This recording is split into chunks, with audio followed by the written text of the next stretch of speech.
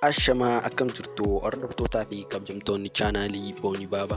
Har'a immoo viidiyoo gara biraadhaan walitti deebineerra. Viidiyoon keenya irraa waa'ee Hacaaluu albamii dhiyeenya kana gadhiifamuuf jiru irratti kan hundaa'udha. Warroonni chaanaalii keenyaaf haaraa taatan immoo subscribe gochuun gara chaanaalii keenyaatti dabalamaa isiniin jenna.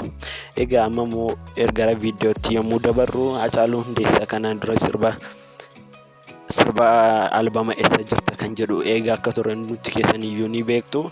Amma immoo Hacaaluu Hundeessaa albama isaa sirrii albamicha bareechuuf maqaan isaa jijjiiramee Maal Mallisaa kan jedhuun qophaa'ee dhufee jira. Artistii kanaa fi akka sirbisaa tokkoon miliyoona albamii keessa tokko qeenxeen tokko miliyoona galuu fi hundi keessan akka irratti hojjettan gamanumaaf isin hundi keessan iyyuu irratti hirmaannaa taasisanii jenna.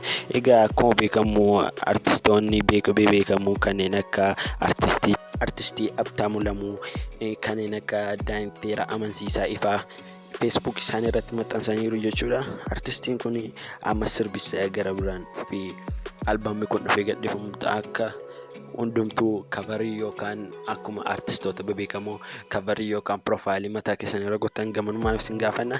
Artistii keenya gameessa keenya kana artistii Sagalee Kiilooliin akka sirbasaa kana miliyoona geessan gamanumaaf saphana viidiyoon irra qabadhee asuma irratti goolabamaa torbee dhufu qophii kan biraan walitti deemuun gamoo koodhaan nagaatti.